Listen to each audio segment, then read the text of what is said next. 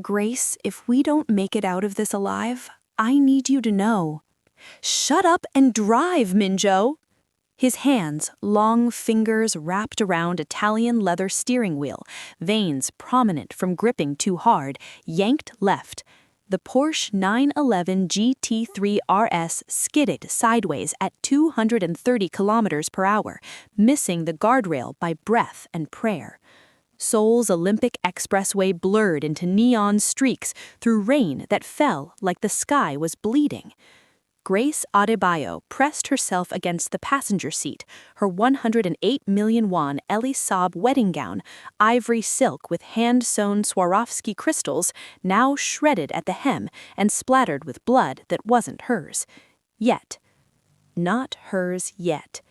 She was 26, Lagos-born, Seoul-raised, with skin the color of melted dark chocolate and eyes that every Korean photographer at Gangnam Station tried to scout. Her locks, waist-length, freshly retwisted last week for this exact wedding, whipped across her face as Min-Joe swerved again. Choi Min-Joe, 29. Face carved by something between a deity and a blade, sharp jawline that could slice paper, monolid eyes so dark they looked like they'd swallowed Seoul's night sky, lips that whispered promises in 3 languages and broke them in 4. His black Armani tuxedo was torn at the shoulder where the first bullet grazed him.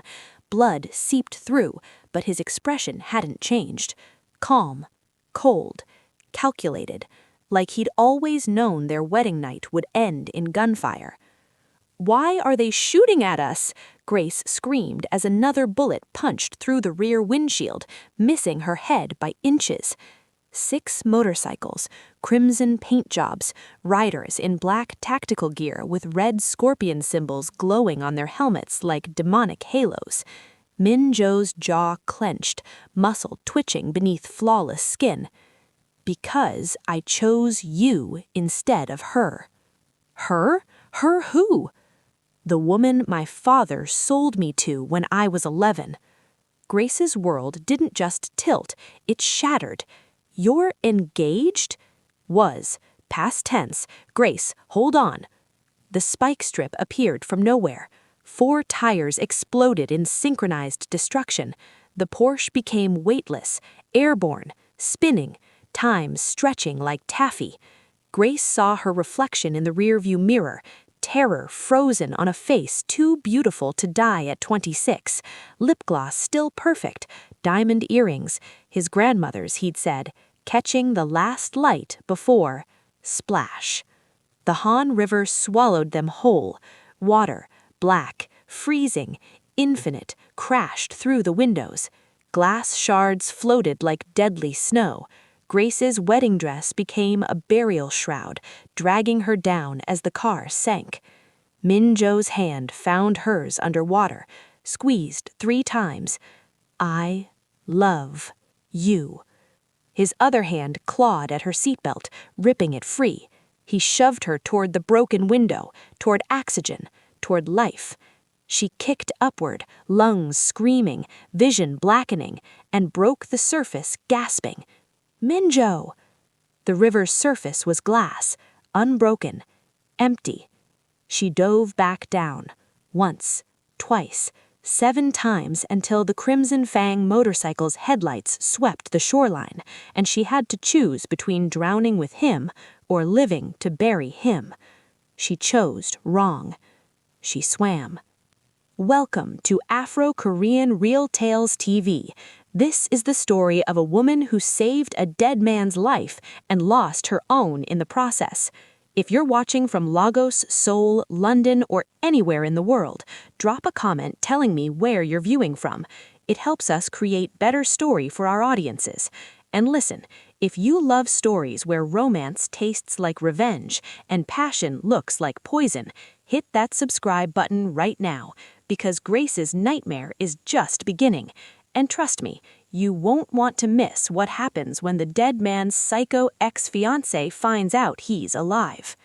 Now, let's rewind 3 months to the night Grace Adebayo made a decision that would haunt her forever.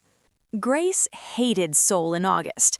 The heat wrapped around her like a wet blanket soaked in regret.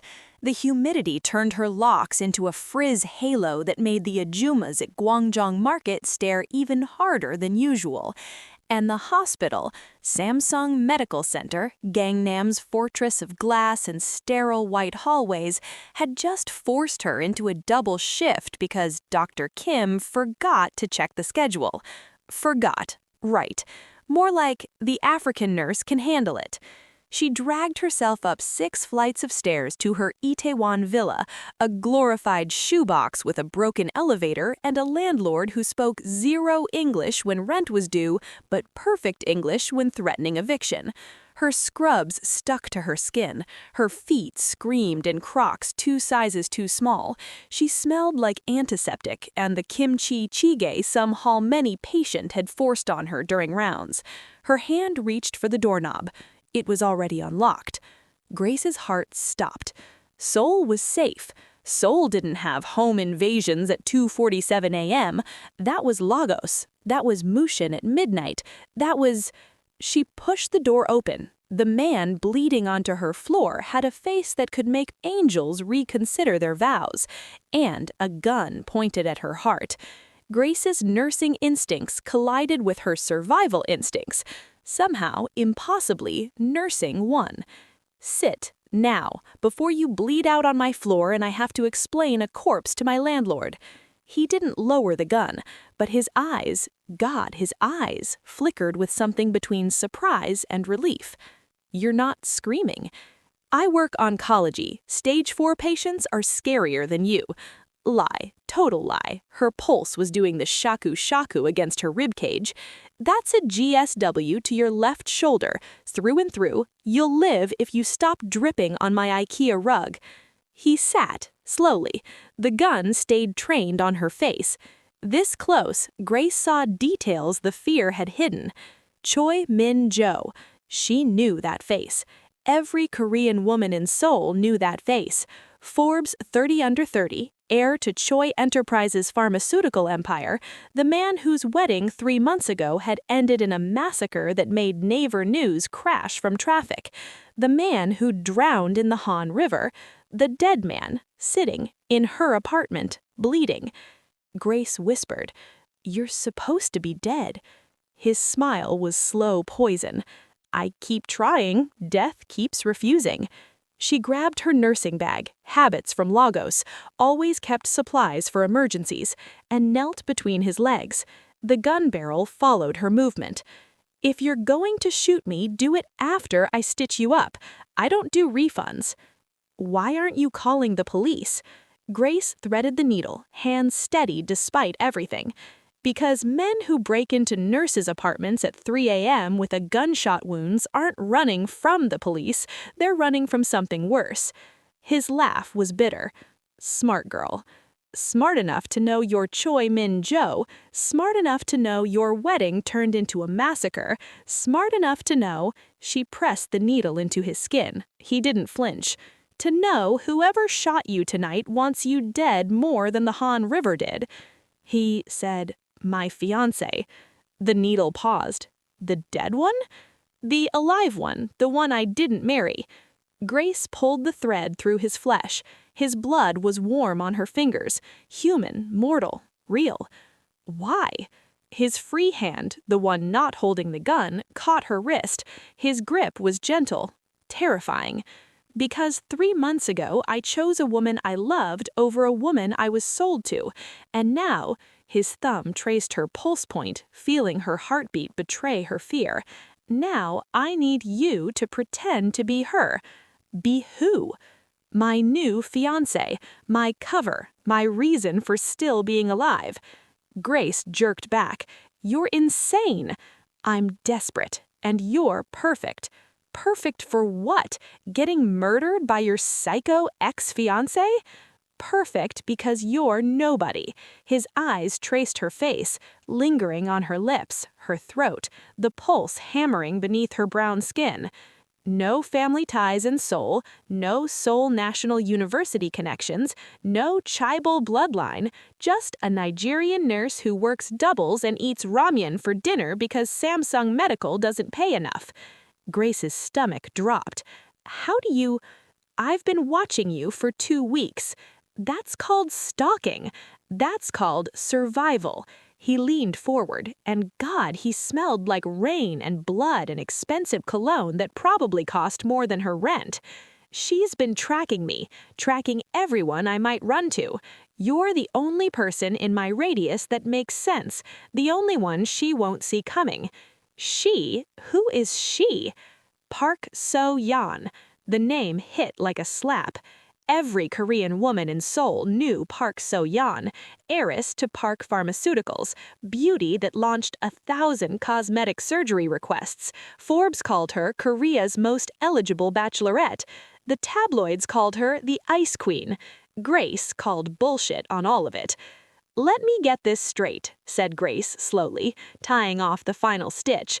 "You want me, a broke Nigerian nurse, to pretend to be engaged to you, a dead Chaebol heir, to trick your billionaire psycho ex-fiancé into thinking you've moved on?" "Yes. And when she figures it out and kills me," his smile could melt Arctic ice, "then I'll make sure you have a beautiful funeral. You're fucking insane. I'm fucking desperate, and you're going to help me." Why would I ever? He pulled out his phone, cracked screen, showed her a photo. Her, entering Samsung Medical. Date, this morning. Another photo, her, at Gwangjang Market buying tteokbokki. Date, last Tuesday. Another, her, leaving immigration office. Date, 3 weeks ago.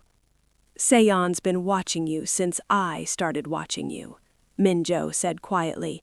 She knows I'd run to someone disposable, someone she could destroy without consequences. His eyes met hers, drowning, desperate, devastating. Congratulations, Grace Adebayo. You're already in the game. The only question is whether you play to win or die trying. Grace should have screamed, should have called the police, immigration, the Nigerian embassy, her pastor back in Lagos, someone. Instead, her mouth betrayed her. "How much?" "Excuse me?" "How much are you paying me?" Min-Joe's smile was victory and violence. 500 million won, deposited in an offshore account, untraceable. Grace did the math. 380,000 US dollars. Enough to disappear. New country, new name, new life. Enough to finally be free. "And if we die?" He stepped closer, so close she could count his eyelashes, see the gold flecks in his dark eyes, smell the danger radiating off him like heat. "Then we die rich, Grace. Isn't that the dream?" Park Se-yeon didn't knock. She never did. Grace was halfway through her 3rd cup of instant coffee, the cheap kind from GS25 that tasted like regret, when her apartment door opened like it had been waiting for permission it didn't need. The woman who entered wore power like a second skin. Hermes Birkin bag in glacier white, Burberry trench coat that probably cost more than Grace's entire year of nursing school. Skin so pale it looked porcelain, so flawless it seemed computer-generated. Hair black as Seoul's 3 a.m. sky, cut into a sharp bob that ended precisely at her jawline. Asymmetrical, expensive, intentional. But it was her face that made Grace's coffee cup pause mid-air. Park Se-yeon was beautiful the way a blade was beautiful. Sharp, cooled, designed to cut. Monolid eyes lined with liquid black eyeliner so precise it could have been drawn with a laser. Lips the color of dried blood, not red, not burgundy, something darker, something that suggested she'd tasted violence and liked it. Cheekbones that could slice through lies. She was 28. Forbes estimated her net worth at 2.3 billion US dollars. Seoul Society magazine called her Korea's most untouchable woman. Grace called her a fucking problem. You must be Grace Adebayo. Seo-Yeon's voice was silk wrapped around razor wire. Her Korean was textbook perfect, but she switched to English, flawless, British accented, deliberate. The nurse. How quaint. Grace stood slowly. She was 5'8" in her Crocs. Seo-Yeon was 5'9" in Louboutins that clicked against the floor like a countdown. And you must be the psycho ex-fiancée who shoots people at weddings. Seo-Yeon smiled. It didn't reach her eyes. Ex-fiancée implies the engagement ended. It didn't. Min-Joe just forgot his obligations temporarily. She walked past Grace like she owned the apartment, inspecting the cramped kitchen, the IKEA furniture, the medical supplies still scattered from last night's emergency surgery. Death has a way of clarifying things. Unfortunately, he survived again. You sound disappointed. I'm practical. Seo-Yeon's manicured finger, nail polish the color of fresh bruises, traced the back of Grace's couch where Min-Joe bled 12 hours ago. The stain was still visible. He was supposed to drown. The Han River was supposed to keep him. Instead, he crawled to you. I don't know what you're to please. Seo-Yeon turned, and her eyes were winter. I've had surveillance on this building since Min-Joe disappeared from the river. Thermal imaging confirmed a 6'2" male body in your apartment at 2:47 a.m. Blood type AB negative on your floor matches his medical records, and she stepped closer, invading Grace's space with the confidence of someone who'd never been told no. And you stitched him up instead of calling the police, which makes you either hopelessly in love or hopelessly stupid. Grace's jaw clenched. Maybe I just don't trust the police. Smart girl. The police work for me. Seo-Yeon's smile sharpened. So does integration, and the Samsung Medical Center's board of directors, and the landlord of this delightful little hovel you call your home. The threat landed like a fist. What do you want? I want what's mine.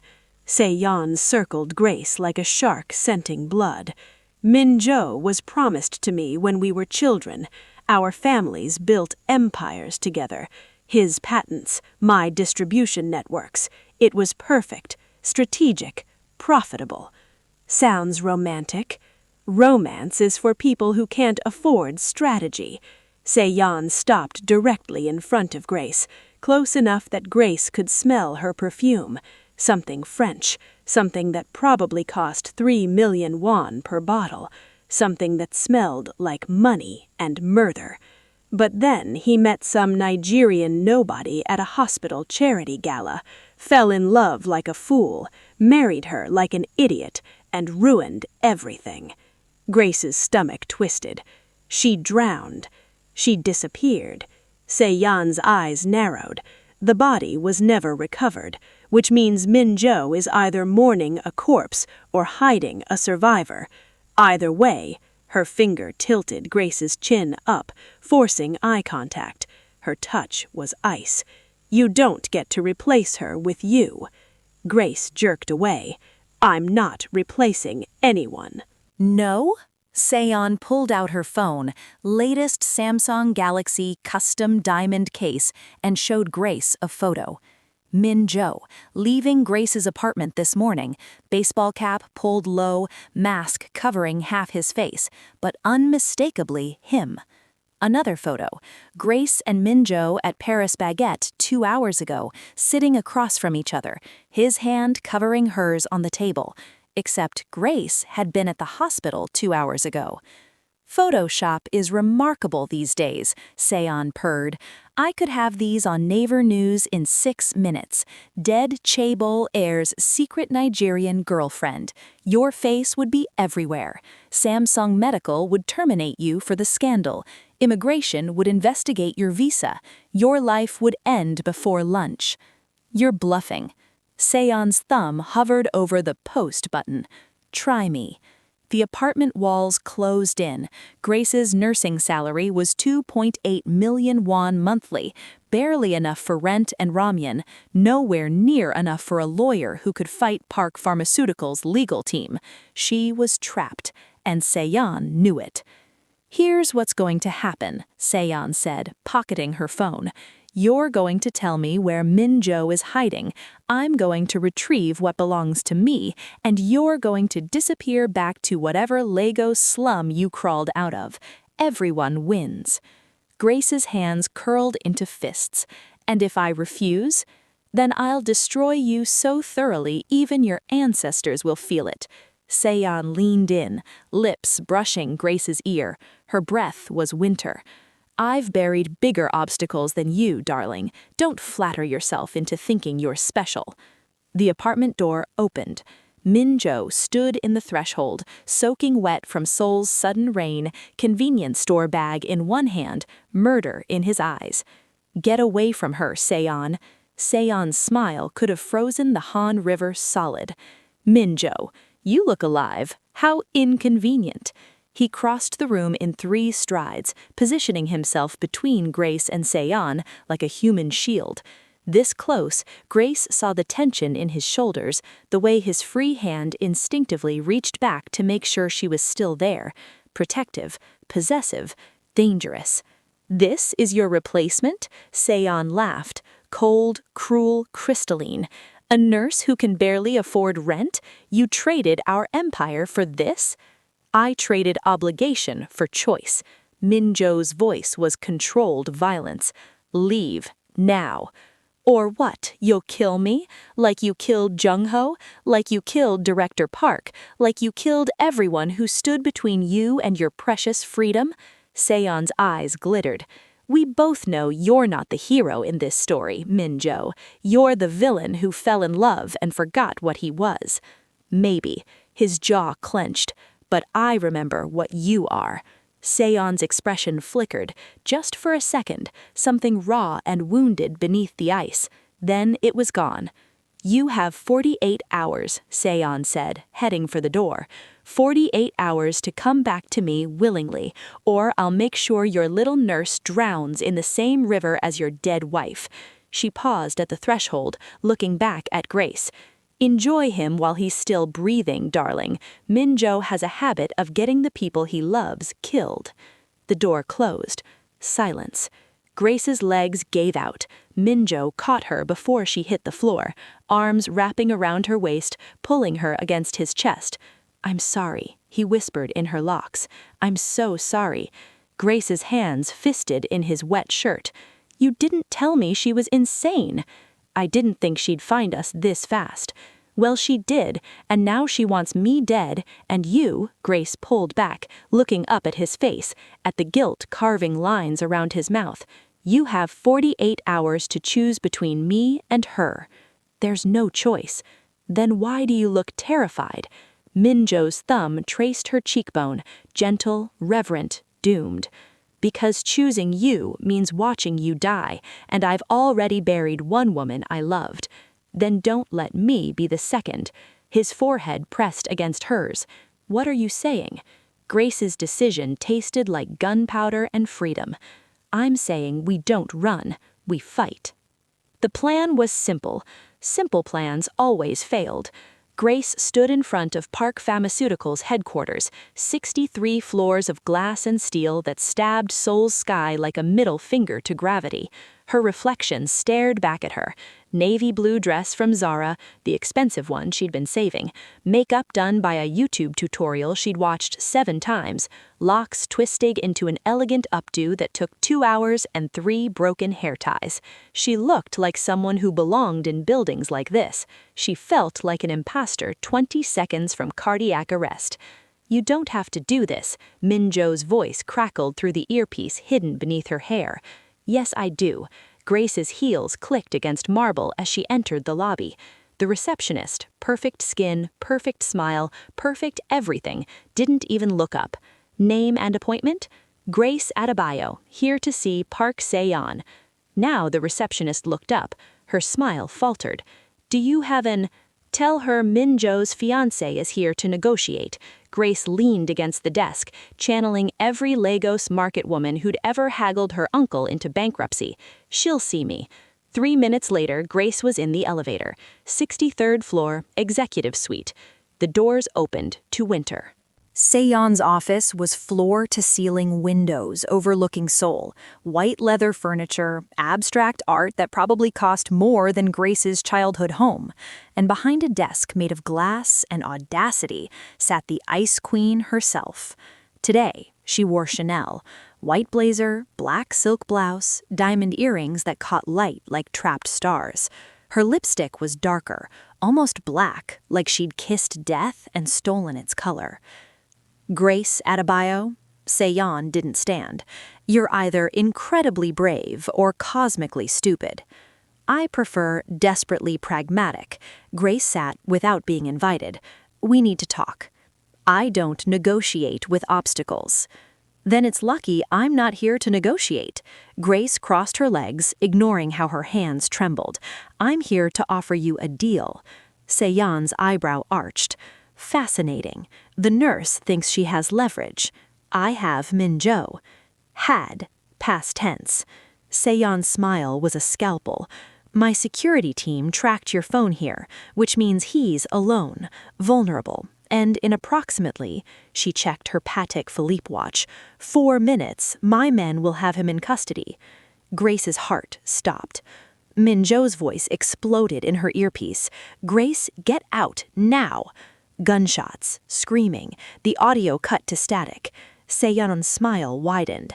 Did you really think I'd let you walk into my building without insurance? Please, I've been playing this game before you learned to spell soul. Grace lunged across the desk.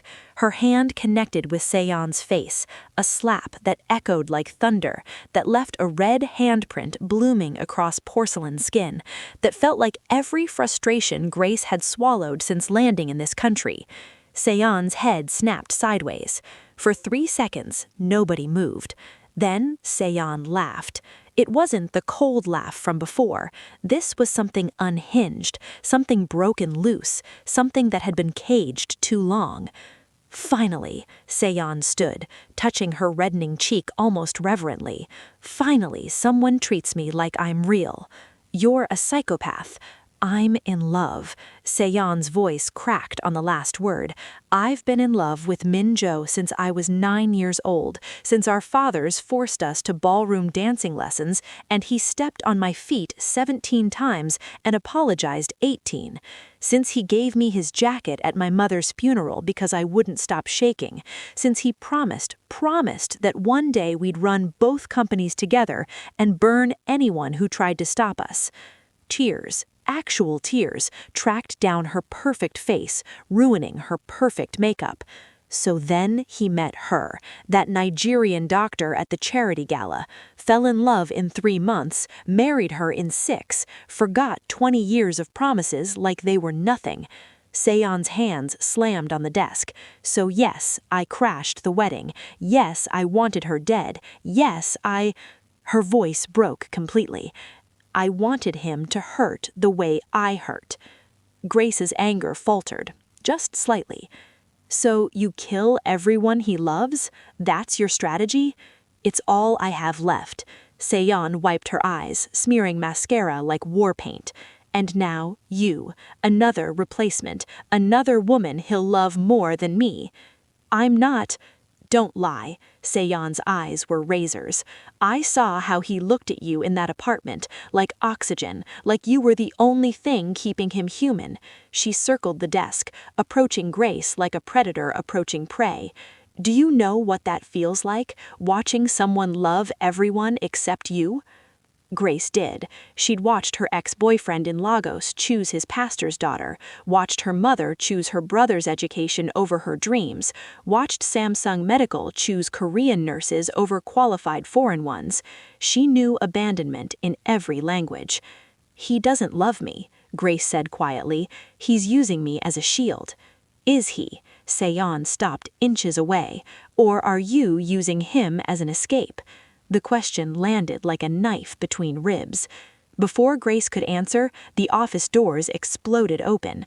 Min-Joe stood there, bleeding from a head wound, suit jacket gone, gun in hand, eyes wild with something between rage and relief.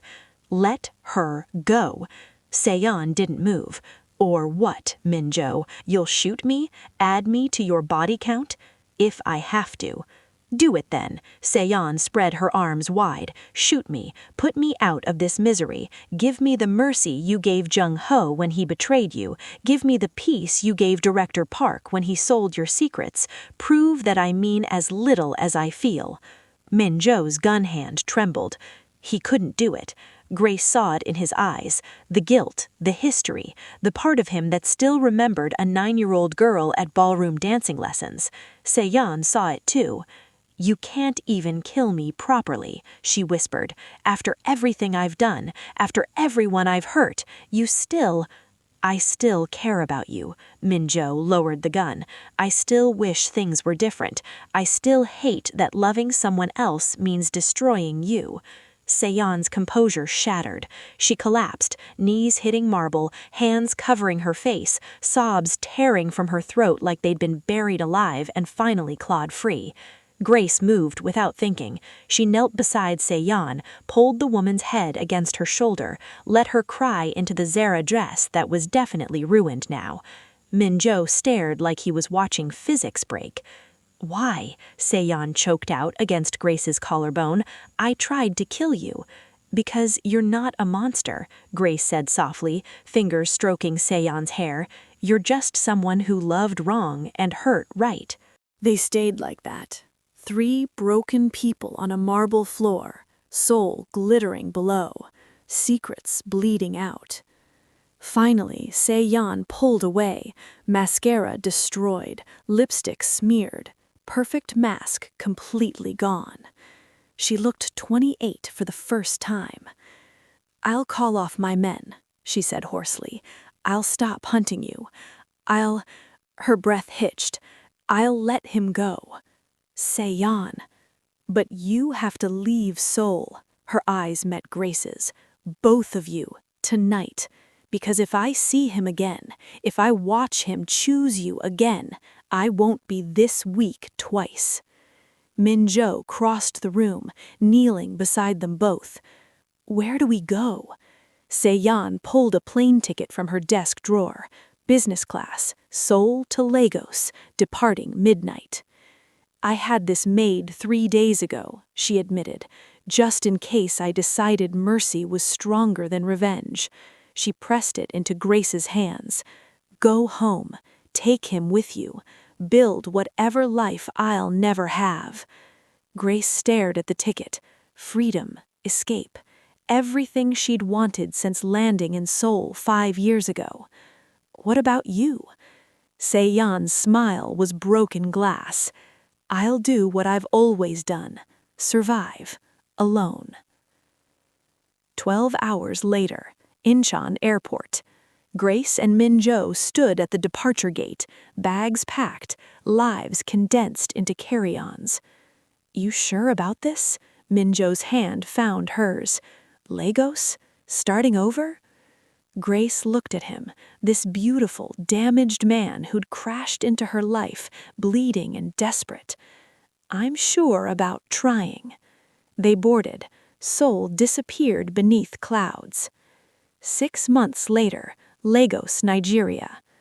The clinic sat in Lekki Phase 1, painted yellow and white, sign reading Adebayo Medical Center in English and Korean. Grace locked the door after the last patient, exhaustion settling into her bones like an old friend. Min-Joe waited inside, stirring jollof rice that actually smelled edible now. Clinic's profitable, he said, not looking up.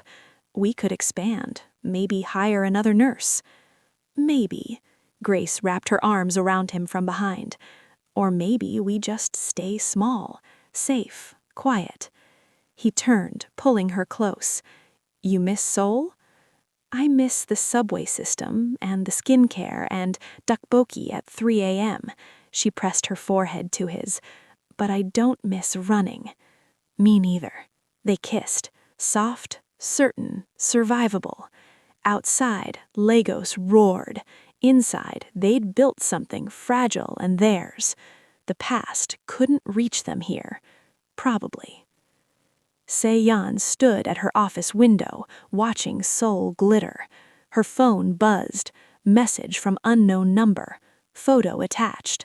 Grace and Min-Joe, Lagos Clinic, smiling. Seo-Yeon's finger hovered over delete. Instead, she saved it.